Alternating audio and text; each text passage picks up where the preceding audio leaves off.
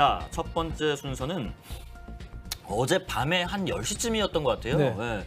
정호영 보건복지부 장관 후보자가 자진 사퇴를 했습니다. 지난번에 나오셨을 때 딱 네. 이런 시나리오를 예상하셨었는데 네. 그대로 됐습니다. 이게 네. 잘 된 건지 잘 안 된 건지는 모르겠지만 국민의힘 또 민주당 입장이 각각 조금 상이한 것 같습니다. 일단 김기현 국민의힘 공동선대위원장이 라디오 인터뷰를 하나 했는데 그 내용 좀 듣고 말씀 나눠보겠습니다.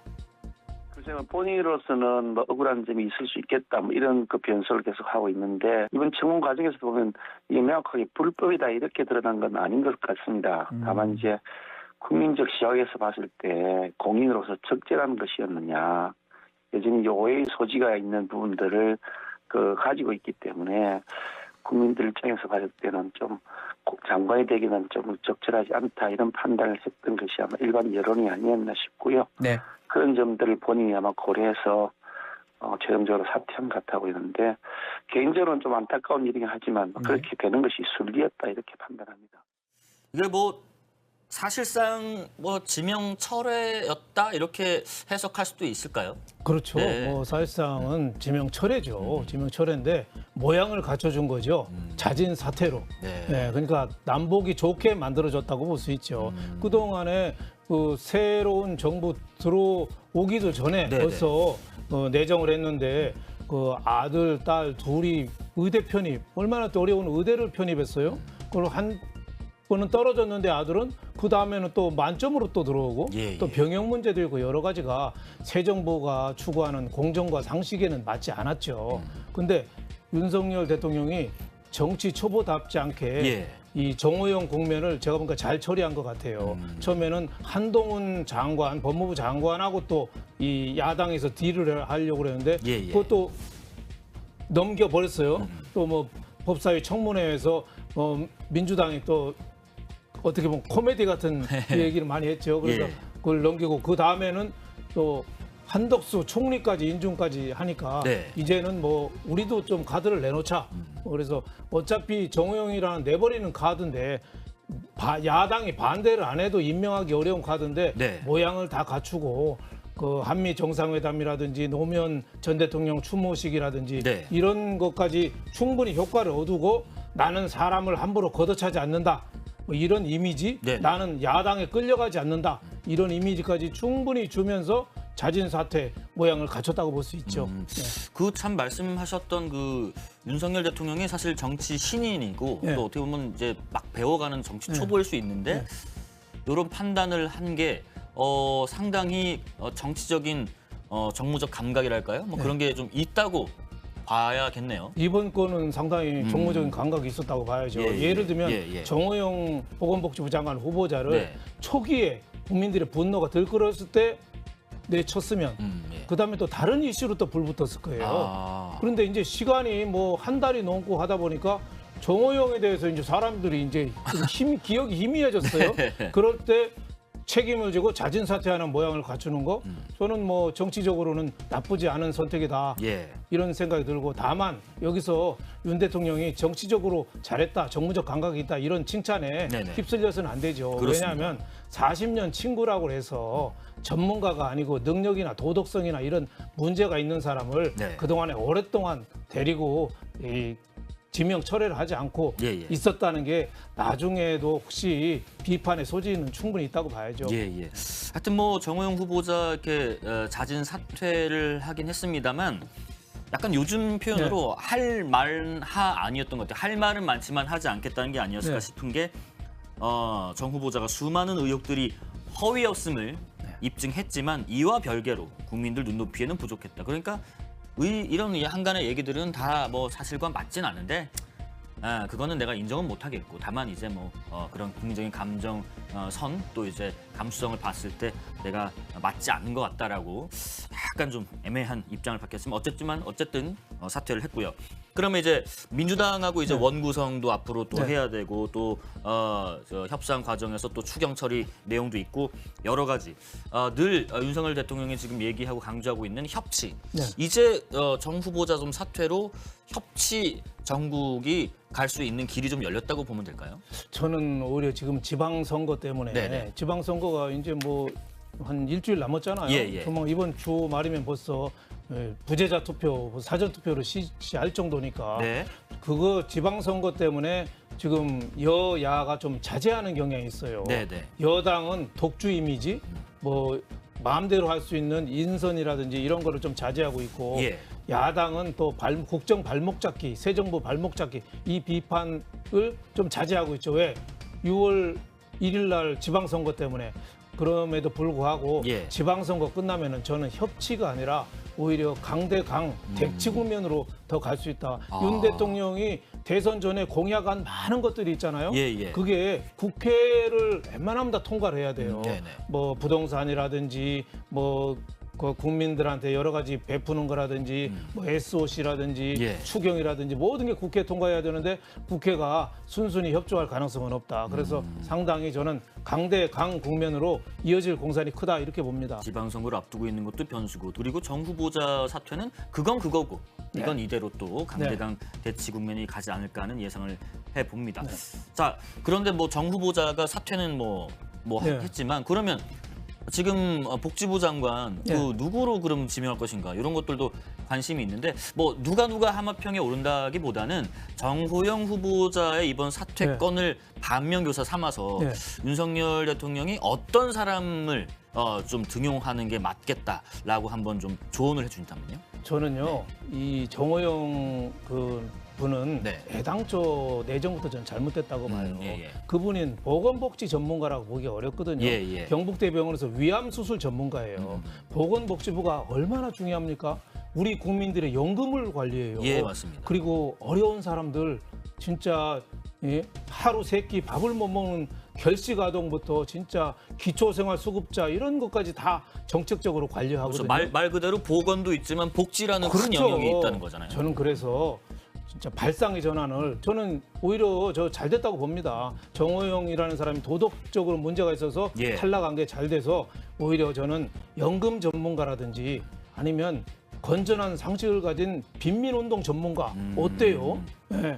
그리고 아니면은 또 여성 중에서 좀 찾아봤으면 좋겠어요. 예. 이번에 윤 대통령 외신 기자회견 할 때 왜 한국에는 여성 장관이 없냐 그랬는데 워싱턴 포스트 기자가 물어봤죠. 그렇죠. 네네네. 보건복지 쪽에서도 여성 전문가를 안 찾아서 그렇지 찾으면 많거든요. 예. 그 대통령이 어떻게 보면 그때 저는 대답이 좀 마음에 안 들었어요. 다른 건 다 100점 주고 싶은데 네.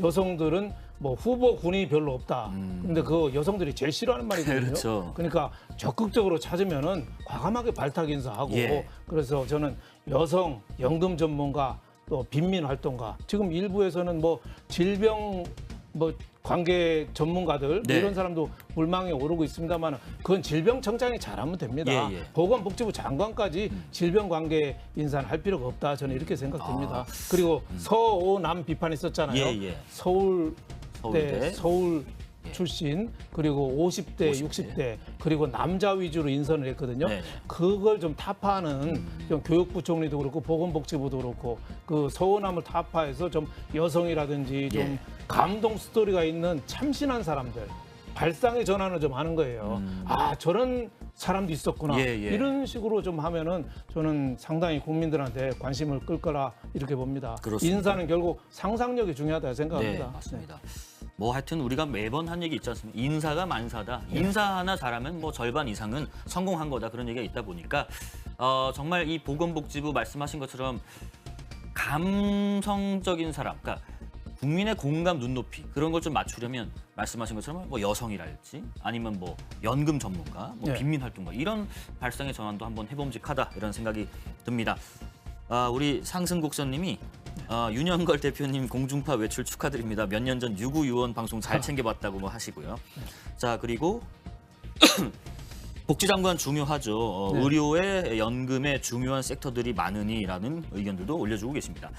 자 윤석열 대통령 얘기가 나와서 말인데 외신 인터뷰를 또 네. 했더라고요. 뭐 지금 취임한 지 얼마 안 된 사이에 뭐 정말 여러 가지 행보들을 많이 하는데 특히 CNN하고의 인터뷰에서 북한 문제에 대한 여러 가지 발언이 특히 눈길을 끌었습니다. CNN과의 인터뷰 내용부터 한번 들어보고 말씀 나누겠습니다. I do not want North Korea to collapse. My hope is for North Korea to prosper alongside South Korea. 어떤 일시적인 Just to temporarily escape North Korean provocation or conflict is not something that we should do. Many call it servile diplomacy, but the policy of being over-concerned about the other side's feelings does not work and has proven to be a failure in the past 5 years. 이런 말을 주로 했어요. 일시적인 도발과 대결을 피하기 위해서 저쪽이라면 북한의 눈치 보는 그런 정책은 지난 5년간 아무런 효과가 없다는 것이 증명이 됐다라고 말한 자체가 뭔가 그 강경한, 그러니까 이제 쉽게 말하면 북한에 뭐 이렇게 우쭈쭈하는 그런 행보는 안 하겠다라고 읽혀집니다. 네. 어떻게 보셨습니까? 저는 그건 상당히 당연한 걸로 봤습니다. 네네. 우쭈쭈가 왜 아이들 귀여워하면서 어릴 때 내는 소리가 예, 우쭈쭈잖아요. 예. 네. 그동안에 지난 5년 문재인 정부에서는 네. 북한에 대해서 너무 좀 굴종적인 자세를 보였죠. 그러다 보니까 사실 김정은이가 비핵화 얘기를 한 적이 공식적으로는 없거든요. 예. 그때 정의용 안보실장이나 이런 분들은 틀림없이 김정은이가 비핵화 한다고 그랬다 이렇게 했는데 아무도 안 믿고 현실에서도 이루어지지 않은 거예요. 그러니까 동아 왜 임금님은 벌거숭이 네. 그것처럼 임금이 옷을 안 입었는데 다 옷 입었다고 하잖아요. 그러니까 아이가 임금님 빨가벗었다고 하니까 다들 그때서야 그걸 깨달았다는 거 아니에요. 북한 김정은은 한 번도 비핵화 얘기를 안 하고 실행할 의지도 없는 게 지금 드러나니까 예. 윤석열 대통령은 북한의 비핵화 의지가 확실할 때 우리도 상응 조치하고 경제 협력 조치도 한다. 예. 어떻게 보면 당연한 거죠. 지난 5년간 저는 가장 기억에 남는 게 무슨 말이냐면은 2019년 10월에 예. 그때 합참의장 박한기 합참의장이 그렇습니다. 북한이 풍계리 핵 실험장 폭파할 때 예. 뭐라고 그랬냐면요. 그때 몇 달 아니면 금방 복구할 수 있습니다. 그때 온 나라는 뭐냐면은 이제 북한 핵실험은 이제 끝났다 했는데 지금 다 복구했잖아요. 네네. 그리고 또 2018년 9월에 우리 재계 사람들이 평양에 갔을 때 예. 그때 이성근이라는 사람이 뭐라고 그랬습니까? 냉면이 목구멍에 넘어갑니까? 그랬어요. 그럴 정도로 북한은 성의를 보이지 않은 거죠. 근데 성의가 있다고 우리가 생각을 하고 정책을 하다 보니까 여태까지 5년 세월을 허비한 거죠. 예, 그래서 예. 윤석열 대통령이 저런 스탠스는 저는 바람직한 거 아닌가? 저는 이런 생각이 듭니다. 자, 그리고 또 외신 얘기 하나만 더 해볼게요. 지금 미국의 타임지가 2022 세계에서 가장 영향력 있는 인물 100인 지도자 부문에 윤석열 대통령을 언급을 했습니다. 지금 취임 한 달도 안 됐거든요. 예. 이 영향력 있는 인물 100인, 특히 지도자 부문에 선정이 됐다는 점은 무엇을 보고 혹은 무엇을 기대한 이 지정이라고 해석하면 될까요? 우선은 뿌듯할 수가 있죠. 한국이 세계 10대 강국이구나. 네네. 그래도 타임지가 가장 영향력 있는 100인의 한국 대통령을 선정한 거는 굉장히 뿌듯할 수가 있죠. 예. 하지만은 또 한 수를 더 들어가 보면은 한국 대통령이 어려울까요? 미국 대통령이 더 어려울까요? 글쎄요. 저는 미국 대통령은 오히려 전 세계를 상대로는 하지만 예. 오히려 힘을 배경으로 경제력을 배경으로 더 쉬울 걸로 봐요. 동맹도 확실하게 있고 네네. 한국 대통령은 강해도 안 되고 약해도 안 되고 너무 부러져도 안 되고 너무 딱딱해도 안 되고 예. 네? EU 극강이라는 말 있잖아요. 예. 부드러움으로써 강한 걸 이긴다. EU 극강. 네네. 우리는 한국은 그래야 되는 리더십이죠. 어떻게 보면 지금 바이든도 한국에 왔습니다만 미국과 중국과는 사실상은 전쟁이거든요. 예. 지금 미국하고 우리가 동맹 더 가까워졌어요. 이제 기술 동맹, 자원 동맹까지 됐어요. 하지만 중국을 우리가 또 배제할 수는 없잖아요. 네. 중국에 대해서도 우리 뜻은 그런 거 아니야. 우리 앞으로 미래를 하자는 거지. 너희들 절대 배제하는 거 아니야. 이런 식의 또 스탠스도 또 필요하거든요. 그렇습니다. 또 북한에 대해서도 너희들 핵 개발하면 너희들이 협조 없어. 하지만은 북한에 대해서 언제든지 좀 따뜻한 손은 잡아주고 네네. 인도적인 또 지원은 또 우리가 그 백신이라든지 이런 것도 해줘야 되거든요. 예. 또 일본하고 관계도 그래요. 과거에 대해서 반성 안 하는 일본이지만은 지금 현실적으로는 지금 안보를 일본을 무시하고는 또 할 수 없거든요. 맞습니다. 또 경제적으로도 일본 무시하고 할 수 없거든요. 그렇죠. 그런 식으로 한국 대통령이 그만큼 어려운데 한국 대통령이 지금 검사 출신의 초년 대통령입니다. 예. 정치 초년생. 그러니까 백인의 꼬벳만 하죠. 그러니까 그만큼 기대도 많고 걱정도 많은 거죠. 그래서 한반도의 운명이 앞으로 이 윤 대통령 5년에 달려있다. 이렇게 해도 뭐 저는 지나친 말이 아니다. 이렇게 봅니다. 예, 그러니까 이제 취임이 이제 한 달도 안 됐기 때문에 네. 잘했다 이래서 뽑혔다기보다는 그만큼 그 한국 대통령을 만든다는 게 굉장히 중요한 자리다. 주목하겠다. 뭐 이런 의미였지 않을까 그렇죠. 싶습니다. 하다못해 경제만 보십시오. 네. IMF 2008년 리먼더스 금융위기 이거는 갑자기 찾아온 거기 때문에 우리가 극복할 수 있었어요. 그러니까 맨홀에 빠진 거랑 똑같았어요. 예. 맨홀 사다리만 찾으면 올라올 수 있었는데 지금 위기는 서서히 우리 목을 조여오잖아요. 가계부채, 국가부채부터 부동산 위기, 물가, 환율 뭐 다 위기가 찾아오는데 네. 이거를 어떻게 쉽게 하겠습니까? 그래서 한 군데 위기가 아니라 3연초가의 위기에 빠졌는데 그만큼 네. 대통령의 리더십이 중요하다고 볼 수 있겠습니다. 지난 5년 남북 관계는 완화됐고 예전의 긴장 전쟁 태세에 비하면 잘한 거다라는 의견도 있는데 뭐 그런 의견도 네. 일가견이 있는 의견이신 것 같습니다. 계속해서 댓글 올려주시고요. 어제 경기지사 후보 간의 토론이 있었습니다. 특히 이제 김동연 후보 또 김은혜 후보 또 지금 변수로 떠오른 강용석 후보까지 여러 좀 설전이 있었는데 일단 두 후보의 주요 발언부터 한번 듣고 말씀 나눠보겠습니다. 김은혜, 김동연 후보의 어제 있었던 토론의 내용입니다. 오늘 보도에 따르면 이재명 지사 측에서 김 후보님께 함께하면 베스트다.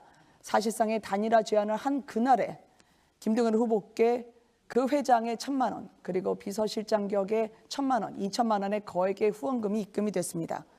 사실상 조폭의 그 이전에 대장동 주민분들의 피눈물이 서릴 수 있는 그 돈이 이재명 후보와 김동연 후보와의 혹 단일화 대가로 들어간 것이 아닌지 그 의혹이 일고 있습니다. 또 선거운동 자금으로 쓰였다는 그 지적에 대해서 어떻게 생각하는지 말씀해 주십시오. 관훈 토론회에서 KT 청탁에 대해서 얘기를 했을 적에 우리 김 후보께서는 모르거나 모르는 사람이거나 그런 일 없다고 하셨는데 바로 하루 안 돼서 이 공영방송 보도 내용입니다. 검사가 공채과정 A 추천을 인하여 내에 있습니다. 시댁 쪽에서 책임다는 부탁을 받았습니다. 이런 이야기를 했습니다. 교통사고 안 났다고 음주운전 처벌 안 하나요? 자, 이렇게 청탁 내지는 요청한 사실 또 거짓말한 사실에 대해서 해명 부탁드립니다.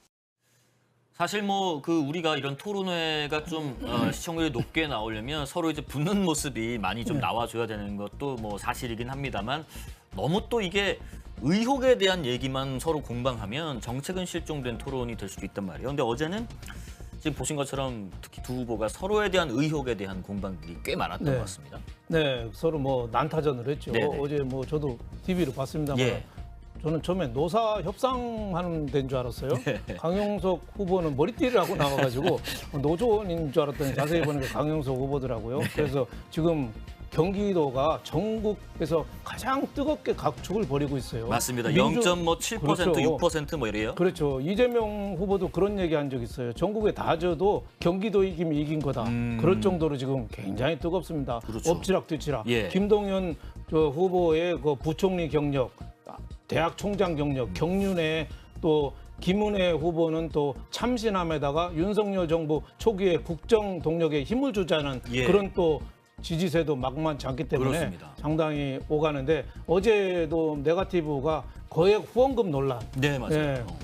그 김동연 후보가 그 조폭 예. 관계자한테 뭐 1,000만 원씩 2번 이렇게 받았다. 예. 뭐 이런 근데 김은혜 후보가 이제 대장동 관계 돈이 거기까지 갔느냐. 뭐 이런 또 얘기. 대장동을 또 갖다 붙였고. 그렇죠. 네. 갖다 붙였죠. 또 그 김동연 후보는 김은혜 후보가 이제 KT 전무 출신이거든요. MBC 있다가 거기 갔는데 맞아요. 그때 이제 뭐 청탁한 게 아니냐. 뭐 이런 사실상 과거에 인정한 적이 있다. 예, 뭐 예. 이렇게 했는데 제가 보기에는 그 네거티브는 우리가 워낙 큰 것만 봐가지고 네네. 대장동이나 뭐 그 강남의 오세훈 시장 뭐 생태탕이나 뭐 이런 거 보다가 예. 어제 보니까 네거티브는 네거티브인데 조금 좀 위력은 좀 약한 거 아닌가 좀 이런 생각이 들어요. 네네. 예, 두 분이 이번 선거에서 네거티브 갖고는 크게 타격은 받지 않을 것 같다. 예. 저는 이런 생각이 좀 들었습니다. 경기도가 뭐 서울 시민 인구보다도 네. 훨씬 많은 데다가 네. 이 뭐 지금 경기 북도 남도 이렇게 나누느냐 할 정도로 네. 굉장히 비중이 있는 곳이다 보니까 더 네. 관심이 큰 것 같고요. 네. 사실 제가 어제 잠깐 자리를 좀 비웠는데 그 김은혜 후보와 좀 인터뷰가 있어서 네. 김은혜 후보를 어제 잠깐 만났었어요. 근데 네. 이제 뭐 강용석 후보와 어떻게 단일화를 할 건지 말 건지도 다 물어보고 여러 가지 좀 물어봤는데 뭐 뚜렷한 답은 없었습니다. 어제 그 강용석 후보 토론회에서 두 후보를 네. 각각 공격하는 모습을 보이더라고요. 네. 네, 그 그렇- 머리띠 들고 나와서 네. 네, 지금 화면 나오네요. 네, 네. 네, 강용석 후보가 지금 얘기합니까? 네, 말씀하세요. 네. 네, 강용석 후보가 원래 가로세로 연구소 하면서 네. 폭로 많이 하잖아요. 네. 어제도 뭐 특히 김은혜 후보 남편이 지분을 가진 테헤란로 빌딩이 땅값이 170억인데 재산 공개할 때는 건물값 150억으로 공개했다. 예. 그러니까 너무 적게 공개했다. 그러니까 의혹을 좀 한 거죠. 네. 그리고 또 김동연 후보한테는 아주대 총장 당시에 비서실 근무한 직원이 기획재정부 연구원으로 옮겼는데 예. 그 총장 할 때 그 인맥으로 정부 공무원으로까지 데리고 온 거 아니냐, 특혜 예. 아니냐, 네네. 뭐 이런 식으로 의혹 제기를 했습니다. 네. 그리고 또 하나 네. 그동안 좀 말이 좀 나왔었던 게 강용석 후보가 이제 윤석열 대통령하고 이제 연수원 뭐 동기로 알려져 있잖아요. 근데 이제 뭐 친하다. 네. 윤석열 대통령과 강용석 후보가 친하다. 그래서 당선인 시절에 내가 대통령한테 전화했다. 네. 뭐 이거 가지고 지금 논란이 있었는데 그런 적 없다는 게 또 대통령실 쪽의 입장인 것 같고 민주당이 이 관련해서 윤 대통령이 선거 개입했다면서 고발하기도 했었는데 어제 그 물어봤어요. 정의당 후보가 네. 이 통화 내용의 진위 여부에 대해서 뭐라고 답했는지 한번 보고 말씀 나누겠습니다. 지난번에 대통령 통화 기록이 있다고 했다가 말할 수 없다고 했다가 지금 말이 바뀌고 계신데 마치 뭐 유튜브 방송하듯이 말이 바뀌는 게 아닌가 그렇게 생각이 좀 듭니다. 대통령이 직접 선거 개입을 하면은 좀 탄핵 소추도 얘기가 나올 수 있을 정도로 굉장히 심각한 사안인데 이것을 이렇게 가볍게 말씀을 하시는 이유가 뭔지 좀 궁금하고요. 대통령과 정말 통화를 하셨는지 하지 않으셨는지 이 자리에서 그 기록이 있는지 없는지 이 자리에서 분명하게 좀 밝혀주시기 바랍니다. 네, 그 점에 대해서는 제가 윤 대통령이나 또 새로 출범하는 정부에 어떤 누를 끼치거나 부담이 되고 싶지 않아서 그 부분에 대해서는 노 코멘트를 하겠습니다. 뭐 또 갑자기 노코멘트를 한다고 하네요. 네, 뭐 노코멘트 자체가 코멘트 아닌가 싶기도 하고요. 네. 뭐 만약 통화했다고 그래도 네. 뭐 어제 토론에서 얘기하기는 어렵겠죠. 예. 저렇게 어떻게 보면은 지금 윤 대통령한테 큰 타격을 줄 수 있고 예. 국민의힘에 타격을 줄 수 있으니까 얘기하기는 했다고 해도 어려울 건데 네. 저는 통화했을 가능성보다는 하지 않았을 가능성이 상당히 좀 높아 보이는 거 아니냐. 강용석 후보가 뭐 5월 초에 통화한 거로 했어요. 네. 대통령 취임 전 당선인 때 통화했는데 네네. 뭐라고 그랬냐면은 윤 대통령이 왜 김동연 후보를 공격해야지 김은혜 후보를 공격하느냐 예. 뭐 이렇게 했다는데 제가 보기에는 강용석 후보가 좀 오버한 거 아닌가. 강용석 후보는 사실 통화한 거 다 녹음하는 걸로 유명한 분이거든요. 예. 만약에 자신 있으면은 더 좀 구체적이고 자신감 있는 워딩으로 얘기할 텐데 네. 저렇게 노코멘트 한 거는 좀 피해 나가겠다. 뭐 이런 뜻으로 저는 받아줬습니다. 예. 네. 자, 정치권 얘기 좀 계속 이어가 보겠습니다. 국회의장이 새로 구성이 됐습니다. 박병석 국회의장이 전반기였고 상반기였고 이제 하반기 의장과 의장단이 이제 꾸려지는데 의원총회를 열고 국회의장단 후보를 일단 선출을 했는데 지금 결과가 네. 나왔죠. 네. 네네. 이번에 김진표 의원이 뭐 됐죠. 5선에. 네, 5선. 네. 네, 가장 뭐 올해 연세가 뭐 75세. 민주당 현역 의원 중에서는 제일 나이가 많다고 그렇죠. 하더라고요. 뭐 지난번에 박병석 의장에 의해서 하기로 좀 약속이 됐었는데 그동안에 좀 고비가 많은 게 예. 과거에 이재명 후보에 대해서 좀 여러 가지 의혹이 많으니까 네. 좀 뒤로 좀 물러나라 뭐 이런 얘기를 했는데 민주당 내에 지금 친 이재명 의원이 예. 상당히 많거든요. 네네. 그분들이 이번에도 좀 비토하지 않느냐 뭐 이런 얘기가 좀 있었는데 예. 결국은 뭐 당선이 됐습니다. 이 국회의장 선거를 보면은 저는 이번에 크게 실망을 했습니다. 그러세요? 예, 뭐라고 그랬냐면은 그 후보들이 뭐 무슨 얘기를 했냐면은 그 의장 되면은 민주당 일원으로서 최선을 다하겠다. 이게 공약이었어요. 그 의장 자리는 어떤 당의 당리당략에 따르는 자리가 아니지 않습니까? 그렇죠. 네. 여야를 떠나서 입법부의 그를 위상을 높이면서 네네. 공정하게 여야 가운데서 하는 거죠. 그래서 당직에서도 빠져나와서 무소속이 되잖아요. 그리고 또 어떤 그 민주당 그 국회의장 후보자는 내 몸에는 민주당의 피가 흐른다. 이거 사실 큰일 나는 얘기거든요. 저는 민주당 그 국회의장 선거하는 거 보고 예. 우리나라 민주주의가 아직 멀었구나. 과거에 이만석 국회의장은 그런 얘기했어요. 취임사할 때 나는 한 번은 여당을 쳐다보고 한 번은 야당을 쳐다보고 그리고 마지막으로는 국민을 쳐다보겠다. 이런 식으로 중립을 많이 강조했거든요. 예. 과거에 그 정의와 그 새누리당 때 그 박근혜 전 대통령 때 그 국회의장 했는데 네. 여당이 요구하는 거 안 해줬어요. 합의에 와. 그때 왜 경제법하고 노동관계법. 예. 그래가지고 박근혜 전 대통령이 그때 국회의장 국제 국회의장 회의인데 예. 청와대 초청도 안 하고 쳐다보지도 않고 그럴 정도로 그렇습니다. 상당히 원래 국회의장은 여야를 떠나서 외로운 자리인데 지금 국회의장은 보십시오. 문인상 국회의장은 4+1 선거법 강행하는 데 앞장섰어요. 예. 정세균 국회의장은 또 국회의장까지 한 사람이 행정부에 들어가서 총리를 했어요. 네네. 이건 상권 분립을 흔드는 겁니다. 또 김진표 전에 박병섭 의장은 지난번에 검수안박법, 예. 뭐 안건 조정이라든지 뭐 필리버스터 없애려고 회기 바꾸는 거라든지 이런 거에 또 앞장을 섰어요. 네. 그래서 저는 오늘 국회의장 김진표 의장이 된 건 축하는 합니다만은 네네. 한국의 민주주의가 큰 위기를 맞았다 이렇게 생각합니다. 취임 이후의 일성이 참 아쉬운 면이 있다. 민주당 얘기를 이제 공개적으로 이렇게 언급하는 것 자체가 그런 의견을 주셨고요. 그래서 그런지 모르겠습니다. 국민의힘의 권성동 원내대표 민주당이 국회의장에다가 법사위원장까지 다 독식하는 건 이거는 협치를 거부하는 거다. 이런 비판까지 했습니다. 이 법사위원장과 국회의장 같이 민주당이 다 하는 게 왜 특히 법사위원장을 꼬집어서 이렇게 얘기를 했다고 보시나요? 그러니까 국회는 견제와 균형이거든요. 예, 체크 앤 밸런스. 네. 과거에 노무현 대통령 때부터 그랬잖아요.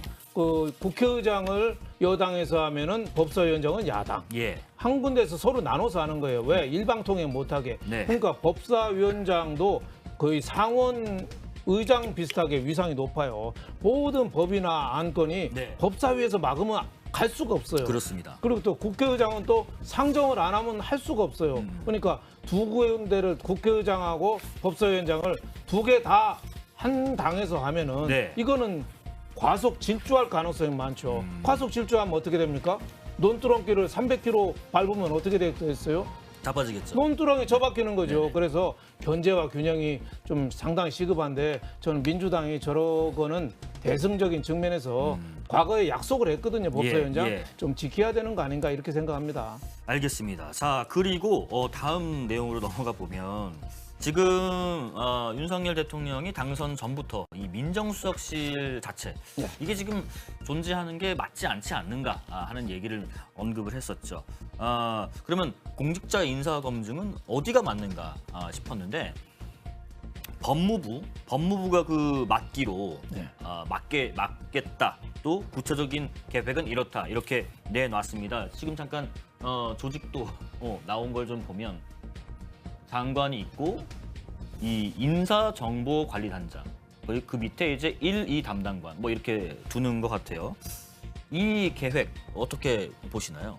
저는 뭐 지금 정무수석실에서 과거에 고위공직자 인사 검증을 했거든요. 그러니까 국회 지금 정무수석이 없어졌잖아요. 네. 네, 민정수석이 없어졌잖아요. 그러니까 민정수석이 하던 공직자 인사 검증을 어딘가는 해야 돼요. 어딘가는 해야 되는데 지금 법무부에 주기를 한 거죠. 그래서 인사정보관리단장을 만들어서 거기에 검사 4명, 총 20명 규모로 하기로 했는데 저는 걱정이 많이 됩니다. 어떤 면에서?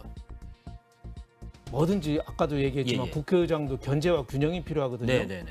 이렇게 되면은 법무부가 너무 힘이 커지는 거예요. 법무부에서 고위 공직자에 대한 정보를 다 들고 있는 거예요. 그러면 수사, 인사, 검찰, 수사도 인사도 다 법무부가 갖고 있잖아요. 그러니까 법무부, 검찰, 대통령 이 세 분이 어느 정도는 견제와 균형을 해야 되는데 삼위일체가 되면은 그게 제대로 되겠냐 이거죠. 그래서 과거에 19년 전에 노무현 전 대통령이 검사와의 대화를 한 적이 있습니다. 평검사. 그랬었죠. 그때 무슨 말 했냐면 평검사가 왜 대통령이 그 인선지청장한테 인사청탁 전화했습니까? 따지니까 대통령이 그쯤 되면 막 하자는 거죠. 그렇거든요. 네. 저는 이 자칫하면은 너무 무리하게 질주할 가능성이 있다. 결국은 오늘 뭐 한동훈 법무부 장관이나 대통령이나 잘하면 돼요. 잘하면 되는데 굉장히 조금 위험할 수도 있겠다. 이 조직으로 통해서 제도를 통해서 어느 정도 견제할 필요는 있지 않느냐. 이래서 저는 걱정을 좀 많이 합니다. 검사들이 이 인사정보 관리에 상당히 많은 수가 지금 낄 것으로 지금 계획이 일단 나와 있다 보니까 이런 견제에 대한 우려 그리고 또 말씀하신 것처럼 이제 사람을 검증하는 곳이 이 법을 집행하는 법무부 기관과 같이 있다 보니까 또 그 안에서 혹시 모를 그렇죠. 뭐 보다가 뭐야 이거 수사해야 되는 거 아니야? 뭐 이렇게 번져 나갈 수도 있는 것이고 뭐 아마 그런 우려들이 있는 것 같습니다. 어떻게 돌아갈지 좀 더 지켜보겠습니다. 사람은 한없이 약하거든요. 위치가 주어지면은 그 자기나 그 덫에 빠지기가 쉽습니다. 지금 대통령이 임명한 사람 중에 청와대 인사총무 요직이나 장관들도 주요 장관들이 검사 출신이 너무 많거든요. 그러다 보니까 이 견제와 균형 면에서 자칫 이게 바퀴가 하나 빠지면은 검찰공화국이라는 오명을 또 쓸 수 있거든요. 그러니까 프리드리 니체가 한 얘기 있잖아요. 괴물과 싸우는 사람은 자기 스스로 괴물이 되지 않도록 조심해야 된다. 윤 대통령도 검찰총장 시절에 정권에서 핍박을 많이 받았거든요. 지금 국민들이 대통령 뽑아줬거든요. 자칫 검찰의 힘이 너무 많이 몰리고 법무부의 힘이 많이 몰리다 보면 자칫 그 균형추가 부서질 수도 있다. 그런 면에서 좀 걱정을 하는 편입니다. 채팅창에도 법무부 장관 권한이 한없이 커지겠네요라는 의견도 주시고 그럴 거면 그냥 민정수석실을 두는 게 낫지 않나라는 의견도 주시고 뭐 여러 의견들을 주십니다. 자, 미일 정상회담 얘기해 보겠습니다. 한미 정상회담 이후에 미일 정상회담이 있었는데 일본의 유엔 안보리 상임 이사국 진출 지지한다라고 바이든 미국 대통령이 의사를 밝혔습니다. 이 지지한다 발언 이후에 미국 대통령이 워낙 영향이 막강하다 보니까 이 좀 가능성이 좀 크지 않을까 싶은 생각도 좀 듭니다. 뭐 그냥 공식적으로 저렇게 얘기를 했으니까 뭐 우리 한국으로서는 좀 겁이 나는 거죠. 저 나라가 일본이 굉장히 위험한 나라 아니겠어요? 임진왜란도 일으켰지만은 2차 세계대전도 일으킨 전범 국가인데 저기에 안보리 상임이사국 그 핵심 역할을 준다. 한국으로 봐서는 좀 상당히 불안하죠. 아니 그 6.25 때 우리나라에 유엔군이 참전한 것도 그때 소련이 안보리 상임이사국인데 거기에 투표에 빠졌어요. 그래서 우리 참전이 됐거든요. 한 군데만 반대를 해도 안 되니까. 근데 안보리 상임이사국이 지금 5개입니다. 미국, 중국, 러시아, 영국, 프랑스. 여기에 만약에 일본이 낀다 그러면은 우리는 상당히 중요한 고비 때 좀 신경이 써질 가능성이 상당히 있죠. 그렇습니다. 또 하나 타이완 관련 발언도 있었는데 바이든 대통령이 중국이 타이완에 대한 무력 행사를 할 경우에 군사 개입을 할 것이다 이렇게 밝혔습니다. 이거 어떻게 보면 좀 작심한 메시지일까요? 아니면 약간 좀 엇나간 발언일까요? 저는 바이든이 네. 외교 전문가거든요. 네네. 외교 뭐 상원 외교위원장도 하고 뭐 부통령도 하고 제일 주특기가 외교입니다. 예. 그러니까 일본 가서 중국, 대만 언제든지 침공해도 이상하지가 않을 단계거든요. 네네. 지금 뭐 우크라이나 전쟁까지 있으니까 그러니까 입으로 막는 거죠. 입으로. 저는 바이든의 고단수 저는 정치다 이렇게 봅니다. 그거 하자마자 그 미국 또 로이드 오스틴 국방부 장관은 뭐라고 그랬어요? 네. 우리는 하나의 중국 정책은 변하지 않는다. 바이든은 앞서가고 국방부 장관은 그게 아니야. 뭐 이러니까 예. 미국에서 되면 잘 짜여진 각본대로 저는 움직이는 거다. 그러니까 중국에 대해서 지금 바이든이 한국, 일본을 중국 기준으로 말하면 한국, 일본을 들쑤신 거예요. 그러니까 중국이 화가 났는데 자칫 오판해서 대만 침공 절대 하지 마. 이런 거죠. 네. 분명한 메시지였다. 그렇죠. 이렇게 평가를 하고 계십니다. 네. 일본 안보리 상임이사국에 대한 대한민국 정부의 분명한 입장 표명도 필요할 것 같다라는 의견도 주시고 노련한 바이든 이런 의견도 주고 계십니다. 자, 다음 소식은 어제 뭐 한 차례 말씀드리긴 했지만 네. 한 번 더 이분 얘기를 해볼게요. 손흥민 선수. 제가 어제 아침 라디오에 출연해서 이렇게 얘기했어요. 대한민국은 손흥민 보유국이다. 언제 우리가 이런 선수를 다시 볼 수 있을까 싶긴 합니다. 자, 근데 재밌는 영상이 하나가 있어요. 이 손흥민 선수가 경기 중에 그러니까 결국 득점왕은 했는데 네. 리버풀의 살라 선수랑 공동 득점왕을 했단 말이에요. 근데 경기 중에 우리나라 말로 해석하면 살라 골 넣었어? 네. 살라 골 넣었냐고 살라 is scored 뭐 이렇게 얘기를 하는 입모양이 포착된 게 있는데 그 영상 잠깐 보실까요? 네. 지금 경기를 이제 뛰고 있다가 살라 스코어드, 살라 골 넣어서 이렇게 두 번이나 물어보더라고요. 네. 상당히 경기 중에도 이 득점왕에 대한 욕심이 팀 승리만큼이나 있었나 봅니다. 그렇죠. 뭐 손흥민 선수가 역사적인 대기록이잖아요. 네네. 아시아 선수가 그 세계적인 프리미어 리그에서 네. 아시아 선수가 한 번도 없었는데 처음으로 득점왕에 올라가는 거니까. 그렇습니다. 살라 선수가 신경이 많이 쓰이는데 네. 하여튼 뭐 23골로 네. 공동 뭐 1위는 했죠. 네네. 하지만은 진짜 1위는 저 손흥민 선수죠. 그렇죠. 왜냐하면 살라 선수는 그 공짜로 공짜 티켓이 5개 있었습니다. 자, 페널티킥을 넣었죠. 5개 줘서 네. 5개는 공짜로 봐야 돼요. 예. 그래서 저는 진짜 진정한 승리는 손흥민이다. 그리고 23골이 저는 이순신 장군 생각이 나더라고요. 거기가 왜 그렇게 대입이 되나요? 이순신 장군이 23전 23승 했습니다. 그렇죠. 네. 그래서 그렇어요. 23번 이기기가 쉽지 않습니다.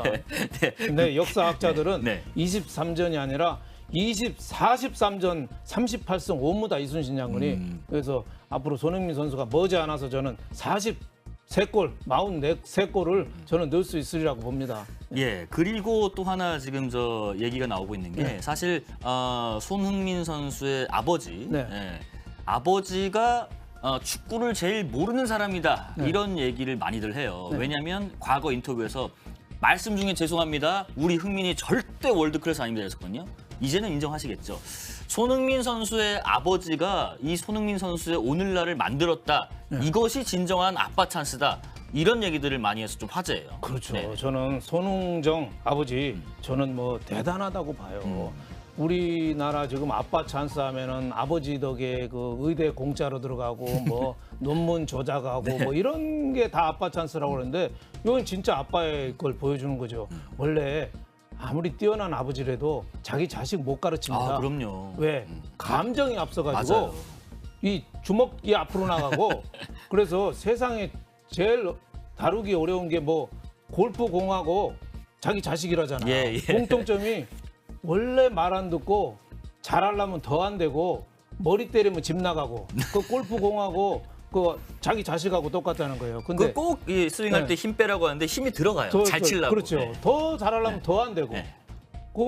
골프공도 머리 때리면 오비 나잖아요. 그러니까 자기 자식 어려운데 네. 저렇게 자기 자식에 대해서 굉장히 객관화시키고 어떻게 보면은 노력해야지 된다 이런 거를 그 심어준 거 아닌가. 저는 그런 생각이 들어서. 그 또 하나가 네. MZ 세대들이 이번 손흥민 선수의 득점왕을 보면서 굉장히 고무돼 있다고 하는데 네. MZ 세대들이 왜 손흥민 선수에게 좀 열광하고 있는 걸로 보이세요? 저게 원칙을 지켰잖아요. 원칙. 예, 공정한 룰. 가장 중요하게 생각하는 프리미어리그의 공정의 가치. 공정한 룰에서 아픈 청춘들의 희망. 우리는 어떻게 보면은 지금 노력해도 안 되잖아요. 네네. 아프니까 청춘이다? 어느 교수가 썼습니다만은 그거 뻥이라고 화가 났잖아요. 근데 아프면 병원 가야지 이러고요. 손흥민은 노력하면 된다는 걸 보여준 거예요. 손흥민이 얘기한 게 뭐예요? 그 어느 책에서 보니까 손흥민이 네. 삶에서 공짜로 얻은 건 없다. 전부 죽어라고 노력해서 얻었다. 그래서 뭐 매일 슈팅 연습을 1000번씩 1000개씩. 네. 한 발로 500번씩에 1000번을 했다잖아요. 네네. 그러니까 세상에 없는 게 세 가지라잖아요. 공짜, 네. 비밀, 네. 정답. 정답이 없어요? 정답이 없죠. 네. 수학 문제는 정답이 있어도 세상 사는 데는 정답이 없어요. 예. 비밀, 낱말은 듣고 반말은 쥐가 들어요. 비밀 없어요. 그리고 공짜 없어요. 없다. 북한 어느 옛날에 고위 간부가 한국 남북 대화에서 휴식 시간에 귓속말로 그랬대요. 북한이 어려운 건 왜 그런 줄 아세요? 그러더래요. 남한 간부가 왜 그러세요? 물어보니까 우리는 공짜가 많아서 안 돼요. 그랬답니다. 근데 손흥민은 자기가 노력해서 그만큼 보여준 거죠. 또 손흥민이 뛰어난 게 어떻게 저렇게 얼굴이 밝아요. 아, 그럼요. 항상 웃고 있죠. 그렇죠. 페널티킥 기회가 와도 자기가 안 쏘고 동료한테 양보하잖아요. 대단히 저는 이 시대에 우리 손흥민 같은 선수랑 같이 호흡한다는 게 자랑입니다. 그렇습니다. 공정의 가치 또 노력하면 예. 된다라는 것을 보여줬기 때문에 아마 MZ세대 분들이 더 이렇게 열광하는 게 아닌가 싶습니다. 손흥민 대단하지, 인성도 착하고 이런 글들도 올려주고 계십니다. 자, 마지막으로 네. 대리운전. 네. 뭐 저도 가끔 이제 술자리 있을 때마다 이용을 하는데 대리운전이 중소기업 적합 업종으로 지정이 됐습니다. 그 말은 당연히 대기업은 진출할 수 없다. 네. 중소기업 적합 업종으로 지정된 배경이 뭔지 궁금하네요. 그러니까 뭐 지금 카카오 모빌리티, 예. 또 티맵 모빌리티 이런 네. 대기업 관련이 자꾸 진출하니까 네. 그 대리기사 연합회에서 이제 중소기업 적합업종으로 지정해서 예. 대기업 참여를 좀 막아달라.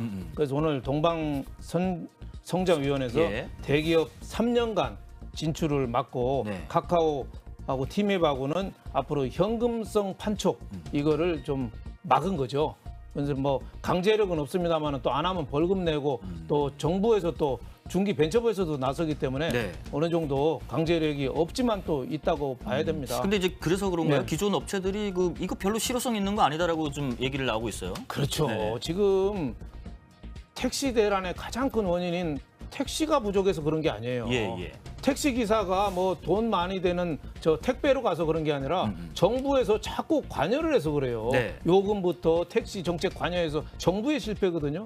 이것도 어떻게 보면은 대리운전 여기에 대해서 정부가 진짜 필요한 거는 소비자하고 대리 기사인데 그 사람들을 도와주는 건 하나도 없는 거죠. 지금도 규제한다지만은 이렇게 되면은 지금 시장 점유율이 카카오 모빌리티가 지금 40% 그리고 티맵이 1%거든요. 네. 그러니까 카카오 모빌리티 이제 40%를 판촉도 안 하고 가만 앉아 지킬 수 있게 되는 거예요. 그러니까 대리기사들은 도움되는 게 하나도 없고 네. 소비자도 도움이 안 되는 거죠. 그래서 우리나라 우버나 이 그랩 이 외국 가면 네네네. 그 호출 서비스 있잖아요. 무선 호출 그렇습니다. 서비스 차를 부르는 거. 네. 그 우리나라는 타다도 막고 다 막았거든요. 결과는 어떻게 됐습니까? 우리가 그 모바일 사업에 도움이 됐나요? 택시 타기에 도움이 됐나요? 영국이요. 1865년에 붉은 깃발법을 했어요. 네네. 새로 자동차가 나오니까 마차 산업이 없어진다고 예. 자동차는 시속 3km 이상은 달리지 마. 그리고 마차 뒤에 반드시 따라가. 그래서 어떻게 됐습니까? 영국의 자동차 산업이 독일하고 미국으로 갔어요. 예. 그래서 저는 이 대리 운전을 규제한다는 게 정말 깊은 뜻이 있고 정부가 하는 건지 좀 걱정이 많이 됩니다. 경륜이 느껴지는 말씀이시라는 평가를 주십니다. 자, 이렇게 경륜 있는 윤영걸 전 매경닷컴 대표와 함께 여러 가지 현안에 대한 얘기 나눠봤고요. 지방선거 얼마 안 남았죠. 근데 대표님도 많이 받으실 것 네. 같아요. 그 내 번호 어떻게 알고 이렇게 전화가 오는 건지 그런 느낌 받으실 때 꽤 있을 겁니다. 뭐 문자, 전화 이런 것들. 이게 불법 아닌가 헷갈리시도 할 거예요. 아니 일단 내 연락처를 어떻게 알고. 잠시 후에 저희가 변호사 한 분과 함께 그 내용 관련된 얘기 나눠보겠습니다. 오늘 고생하셨습니다. 감사합니다.